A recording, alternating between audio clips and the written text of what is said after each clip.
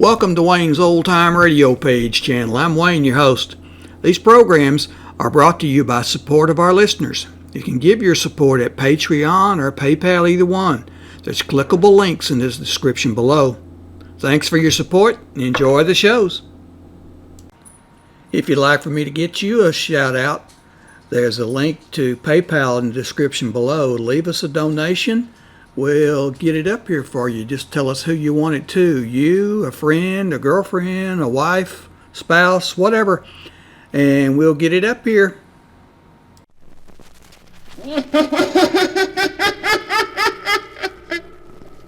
The Sealed Book.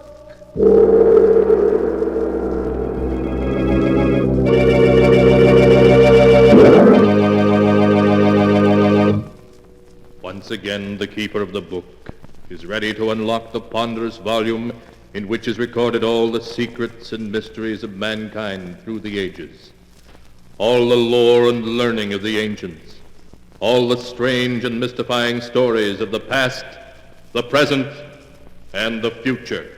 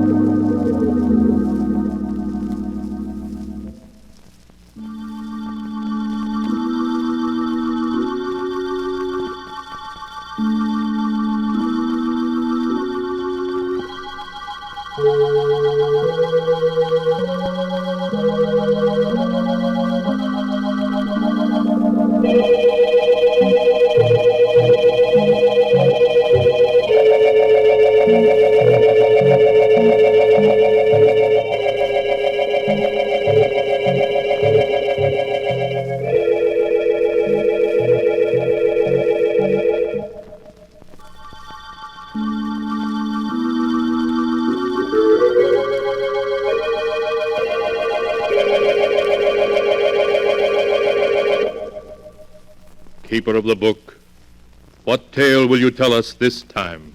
First, I must unlock the great padlock which keeps the sealed book safe from prying eyes.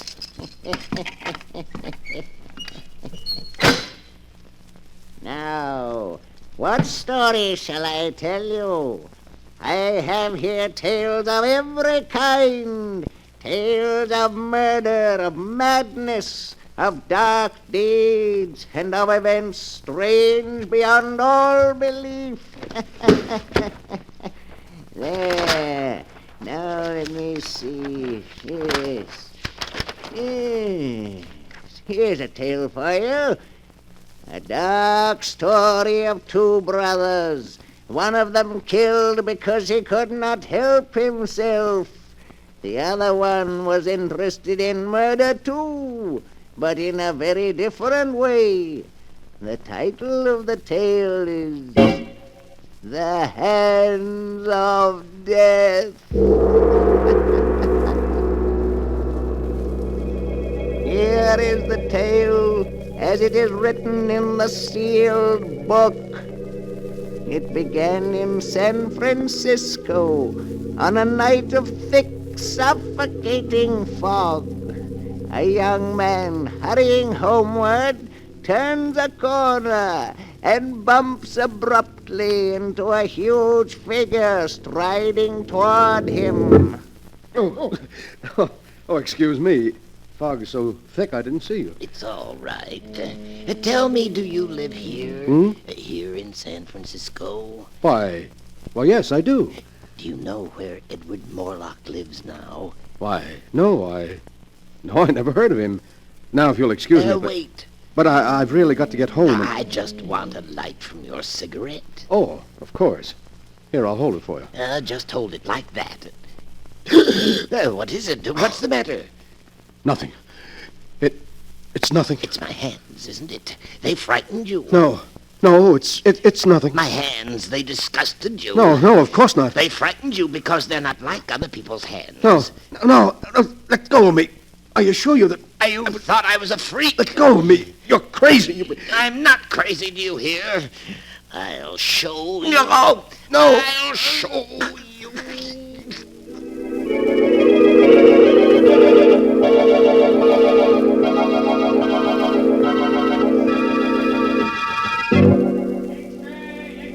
Read all about it. Phantom strangler in San Francisco. Victim killed in fire.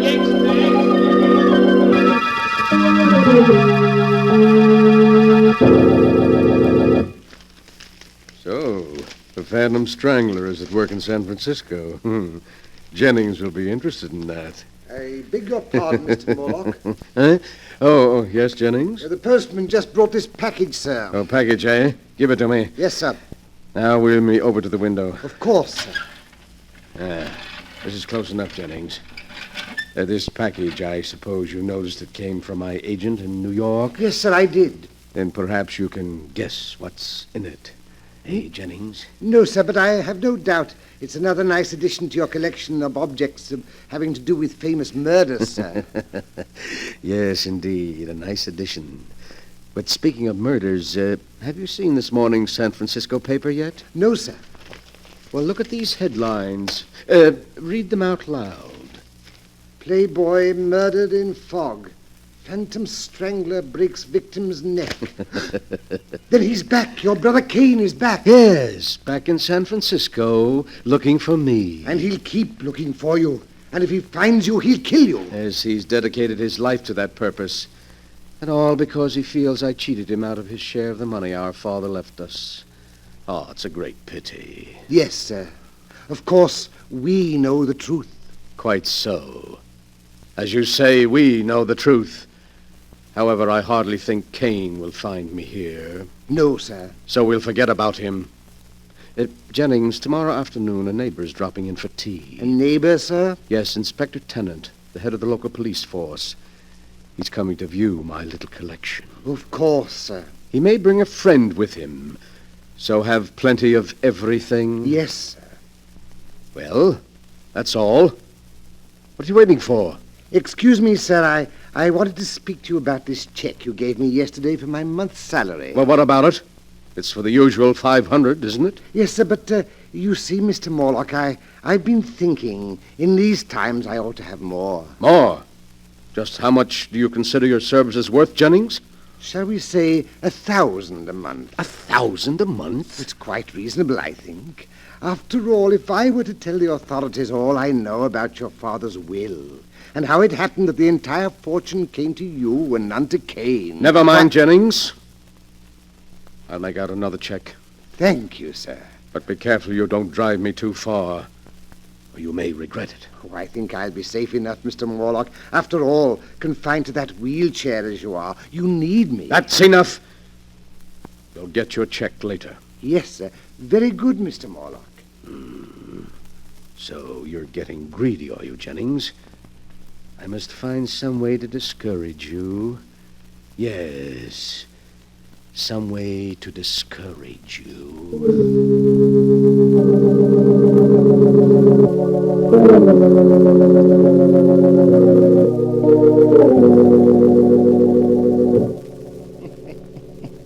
The next afternoon, Edward Morlock, the strange crippled collector of murder relics, enjoyed himself thoroughly playing host to Police Inspector Tennant and Mr. Norman Smith, a criminologist friend of his. He began by showing them his latest acquisition, the one that had come by mail just the day before. And now, gentlemen, look. A cashmere shawl. Yes, but no ordinary cashmere shawl. Until last month, it was owned by two very old sisters who lived in a dingy house in Baltimore. In Baltimore? Yes. You mean that's the shawl? Exactly, gentlemen. That's the shawl with which the two old ladies were strangled by a sneak thief. Well, I'll be darned. It's a prize worthy even of my collection, which is, I flatter myself, the most complete of its kind ever assembled. Funny hobby, I'd call it. Every man to his taste, Inspector. Murder is your business, but it's my hobby. Now, if you'll just pull back those curtains there, the rest of my collection is on the shelves behind them. These curtains? That's right. Well, I'll be jiggered. This is most interesting, Mr. Morlock. Yes, I knew you'd think so. Look there on the wall. An authentic headsman's axe. It was used in the brutal murder of the Baron de Morlaix, an ancestor of mine in the 15th century. And right there below it is the blood-stained dress worn by one of the victims of Jack the Ripper. And on the next shelf, you see...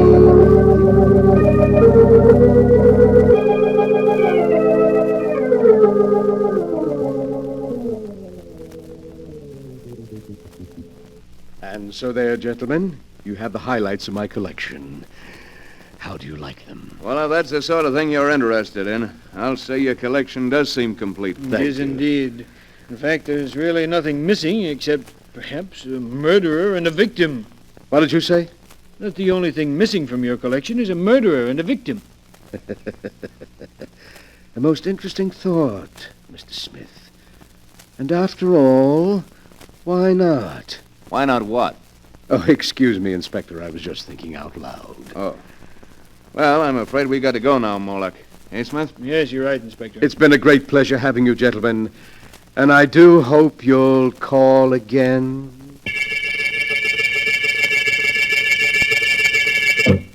Yes, Mr. Morlock, you rang? Yes, Jennings. Before you help me to bed, I want you to mail these letters. Yes, sir. They're to major newspapers in San Francisco and contain a message to be inserted in their personal columns. A message? Yes, to my brother Kane. We used to communicate this way in the past. But, what? Here is a copy of the message. You may read it. If the gentleman with the unusual hands will visit his brother in Santa Villa, he will learn something to his advantage. You're inviting him here? Exactly. You've decided to play safe, to trap him and turn him over to the police? Oh, that's clever of you, Jennings. Yes, very clever. But you've already proved you're clever, haven't you?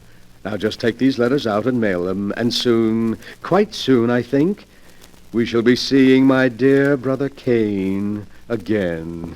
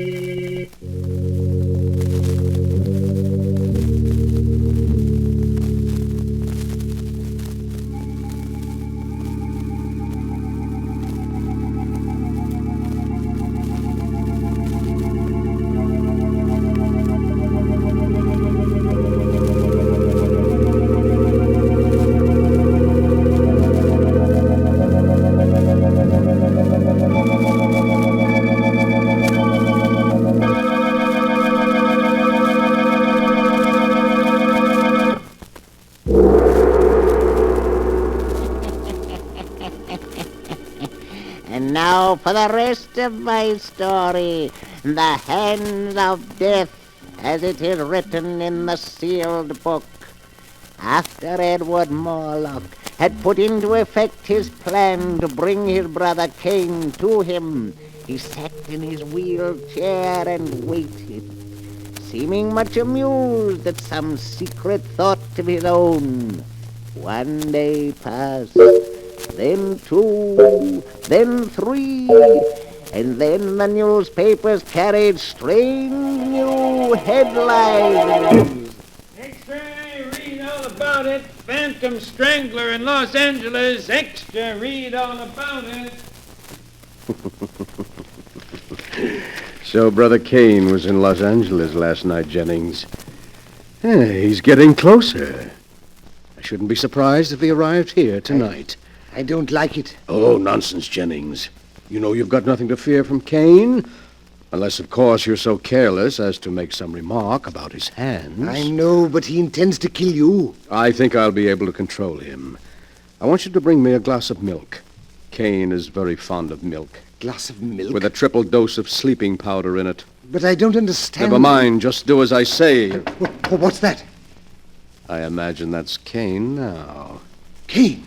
Here, already? Quick, I'll let him in. You get that glass of milk ready. And bring it in when I ring. Yes, sir. When you ring, sir. Oh, come in, Cain. I've unlocked the window. Yes, I'll come in, Edward. Now that I've found you at last. Well, I'd hardly say you found me, Cain. I sent for you. It's the same thing. Now I'm where I can put my hands around your throat at last. I'm going to kill you. Do you hear? Kill you. Cain, sit down. What? Sit down. I want to talk to you. All right, I'll sit down, but you can't change my mind. Tell me, Cain, how many people have you killed since you got out of the penitentiary? 7. 7 murders? They looked at my hands. They were disgusted.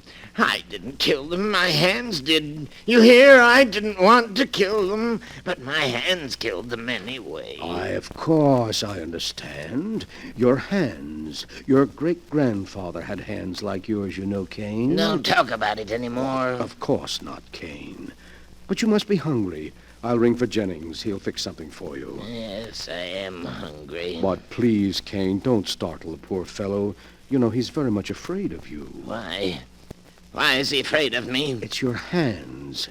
He says they give him nightmares. My hands give him nightmares? Oh, you mustn't blame him, Cain. He can't help it. My hands give him nightmares.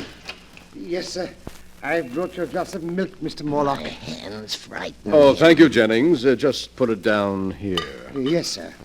Why are you looking at me like that, Jennings? I'm not looking at you, Mr. Cain. You're looking at my hands. They upset you. They give you nightmares. No, Mr. Cain, that's not true. I'll show you. I'll give you a reason to be afraid of my hands. Mr. Morlock, help me. I'll show you. I'll show Let go, you're you. kidding. Help. There. That'll teach you to be afraid of my hands. You can let him go now, Cain. He's dead. My hands, they've killed again. Yes, he's dead. Oh, you've been very wicked, Cain. I didn't want to kill him. My hands did it. My hands, you hear? You must be quiet now, Cain. You must rest. I didn't want to kill him. Here, drink this milk, then lie down and rest for a while. We'll talk some more in the morning. All right. I'll drink it. I'll take care of everything. That's right, Cain. Lie back and sleep. Sleep soundly.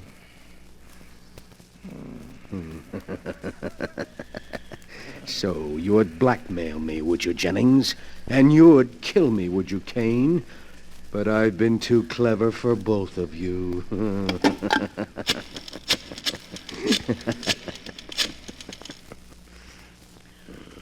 Hello. Hello, police headquarters. Connect me with Inspector Tennant, please. I want to report a murder.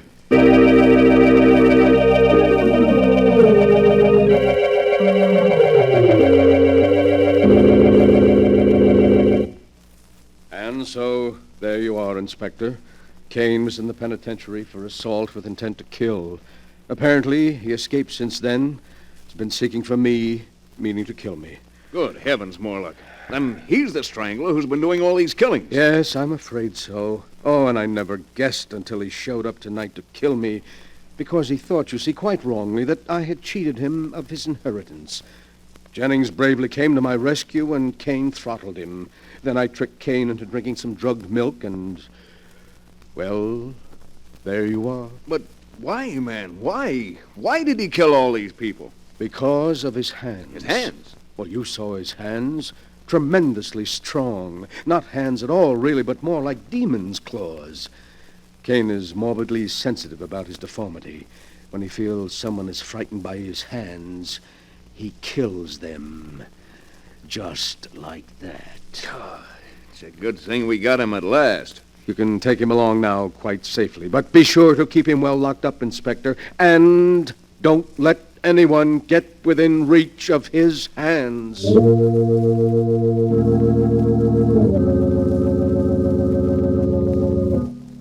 A few weeks later, Kane Morlock entered the lethal chamber of the state penitentiary. Edward Morlock, the condemned man's invalid brother, was one of the few spectators. Kane Morlock, with his last breath, cursed his brother and swore that someday he would be avenged. Then he died. The following day, Inspector Tennant and his friend Norman Smith paid Edward Morlock another visit. Oh, good evening, Inspector and Mr. Smith. It's very kind of you to stop by tonight. We dropped in to see how you were making out, Mr. Morlock. Thought maybe, what with your trip yesterday and the shark, that perhaps... Oh, no, I'm quite all right, thank you. What must be, must be. You see, I'm a philosopher. You have somebody looking after you? Yes, Philippe, a Filipino boy, is taking poor Jennings' place. Oh, and, gentlemen, that reminds me.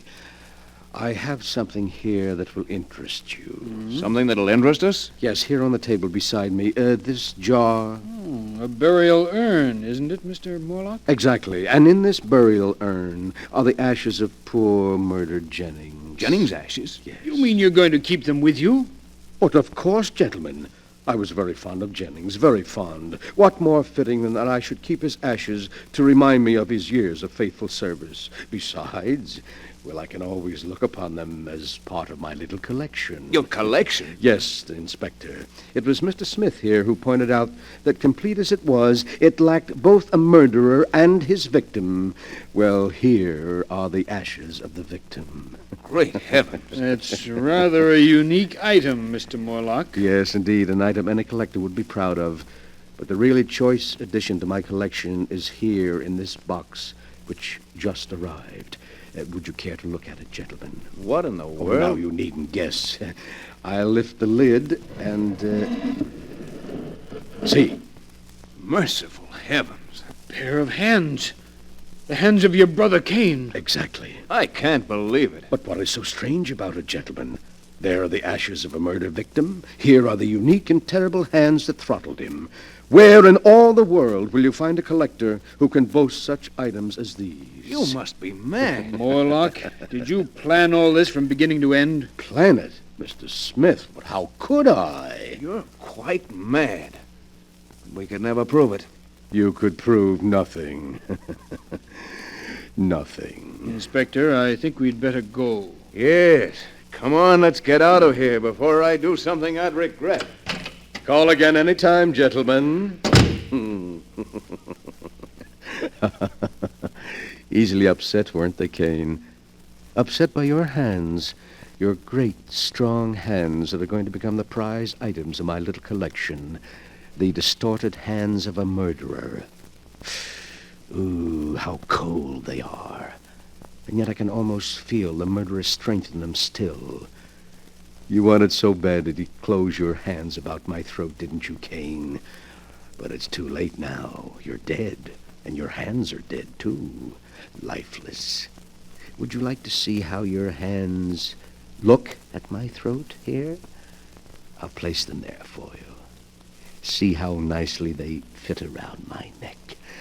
Just as if they... No! No! No! Let go of me! Your hands! They're choking me! I can't breathe!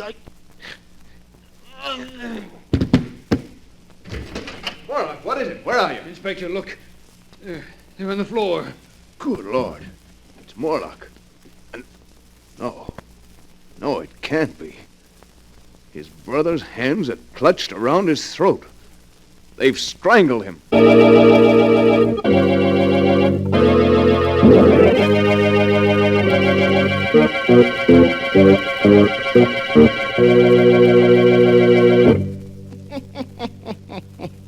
And that is the story of the Hands of Death, as it is written in the sealed book. Edward Morlock was quite dead when they found him, with his brother's severed hands about his throat. But they called his death heart failure. For who would believe that two dead hands by themselves could wreak the vengeance that Cain Morlock swore to have before he died? And perhaps it was heart failure. Perhaps Edward Morlock, thinking he felt the hands move, died of sheer terror. You'll have to decide for yourself which is true. The answer is not written here.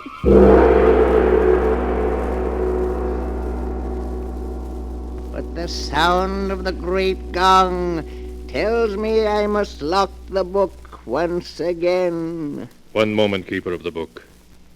What story from the sealed book will you tell us next time? Next time? Are you sure you want to know? Perhaps my next story will be about you. For I have here all the stories that ever happened, and many that have not yet come to pass. But I'll find one for you in just a moment.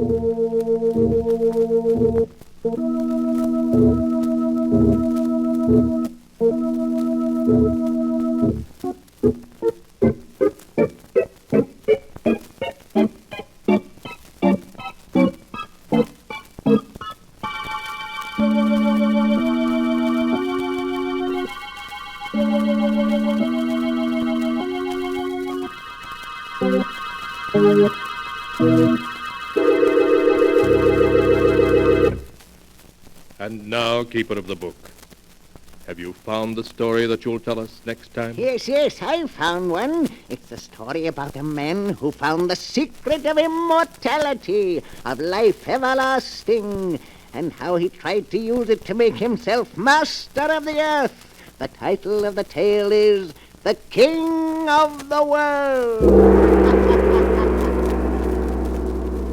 Be sure to be with us again next time, when the great gong heralds another strange and exciting story from The Sealed Book. The Sealed Book, written by Bob Arthur and David Cogan, is produced and directed by Jock McGregor. These programs are brought to you by support of our listeners. You can give your support at Patreon or PayPal, either one. There's clickable links in the description below. Thanks for your support and enjoy the shows.